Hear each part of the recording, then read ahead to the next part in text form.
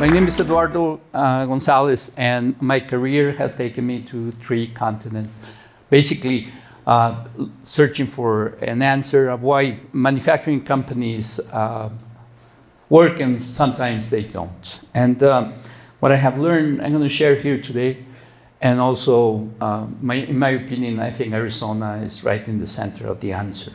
So let me start with a quick introduction. I started my career working for the Mexico Development Bank, and then I transitioned to work for another government agency called ProMexico.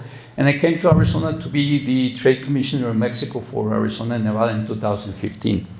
And so my job has been to connect global companies with Mexico manufacturers. So earlier in my career, I thought the only thing that a company needed was funding, cash flow, and equipment. And I couldn't be more wrong. And so what I have learned is that manufacturing doesn't fail because of machines or funding. It usually fails because of misalignment.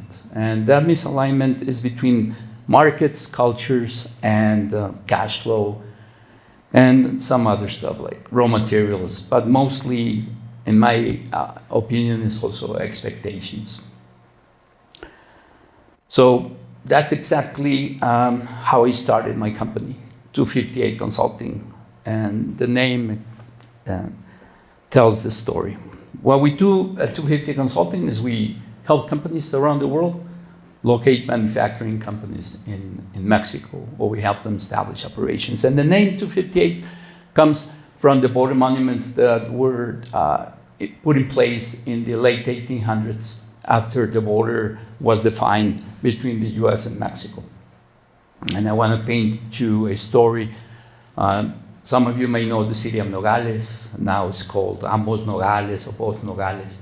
So the pictures on the left are the border monuments that were in sidewalks and in the middle of buildings. So actually the city was cut in half. So families, neighbors, friends they ended up on different sides of the border. And I grew up on the border, so that's my brother and me. My mom was not a slave to fashion, as you can tell. That's the border monument 258, and that's where the name comes from.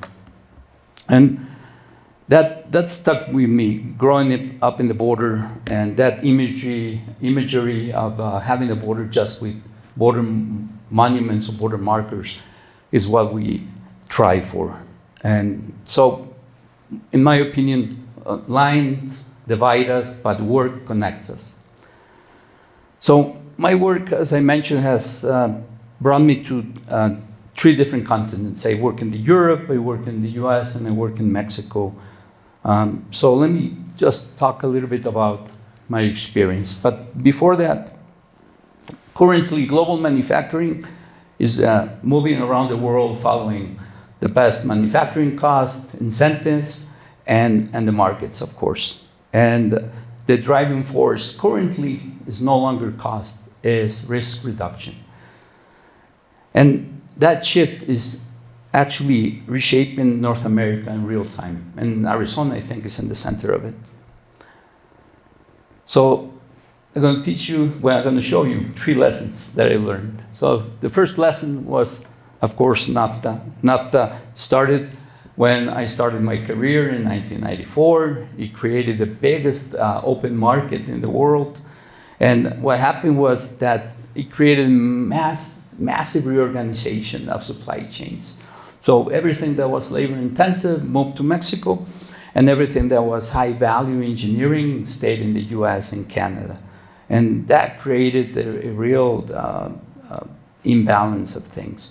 But it created interesting supply chains, and those supply chains were deeply integrated, or as time passed, they were deeply integrated. At the start, a single part of an automobile crossed the border about 6 times. Now it's currently, the whole automobile is built on the Mexican side. Of course, right now things are changing with the new federal policies. But that created a huge market. Currently, to put it in perspective, the US has 14 trade agreements with 20 countries, Mexico has 13 trade agreements with 50 countries. So Mexico is a really massive opening of his manufacturing capabilities to different regions. But NAFTA was like an earthquake that rearranged the landscape of the manufacturing. So what I learned there is that free trade doesn't reward everyone, but when managed well, it becomes a powerful engine of competitiveness, innovation, and shared prosperity. So that was the view from North America. Then in the 2000s, I worked in the Netherlands for 6 years. And what I learned there is that the Europeans don't follow cost. They follow a more relationship-based and more security of doing things the right way. So partnerships, following the rules, that really is what the Europeans are striving for. But there's a kink in the relationship between Europe and Mexico, and usually at the time was culturally. So I'll tell you a story. A Mexican ambassador told me one time that he was not able to work with the Dutch because the Dutch, when they say yes, it means yes. And when they say no, it means no. And all his life, he learned to read people. And when they say no, it probably was a maybe. When they say yes, probably was a no. So he told me, I can't work with these people. So he got moved to France, where there's more flexibility on the yes option. So that was the European experience, and like I said, they don't chase the best cost option, they chase the most sustainable one. And so North America taught me about scale manufacturing, but the Europeans taught me about the discipline, and then came the third lesson that actually no one saw coming, and that is, of course, COVID. So COVID suddenly appeared, and it disrupted the whole supply chains. A lot of companies left to China starting 2008 up to 2015, and they left Mexico, they left the US and other parts of the world. But when COVID struck, it disrupted the whole supply chain. Containers that used to cost around $1,200, they went up to $20,000 and then up to $65,000. So that created the whole movement of nearshoring or friendshoring. And so that really exposed the fragility of the supply chains, especially the ones that were built only on cost. So it accelerated the trend of moving closer to your consumer base, your manufacturing. So everything that we have learned about the just-in-time or efficient manufacturing really got disrupted. So manufacturing is now a matter of national security, if you like. Semiconductors, aerospace, defense, electric vehicles, batteries, rare earths, medical devices. So right now, Mexico and the United States are being pulled closer together. Right now, Mexico is the main US partner. So that brings me to right here, right now, right here to Arizona. So Arizona is becoming one of the most important manufacturing hubs in North America. And that's not a prediction, it's actually a current reality. Currently, semiconductors investments are over $160 billion. We have aerospace companies and defense companies, I think more than 1,200 companies. And there's automotive, electric vehicles, batteries, data centers. So currently, Mexico supports Arizona with something no other country can match, and that is proximity.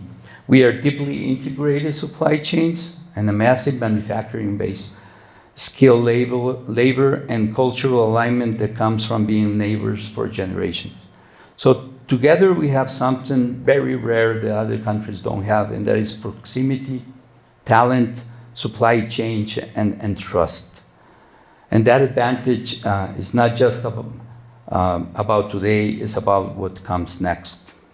So growth requires global awareness, not just local capabilities. The companies that will scale the fastest from here are the ones that understand the market signals, supplier readiness, and how collaboration across the border. The Arizona corridor is a strategic advantage that few regions in the world can replace. So let me just leave you with this. Manufacturing is strategic, is global, and the regions that learn to listen to markets, to partners, and to each others will lead the next decade of innovation. Thank you for your time.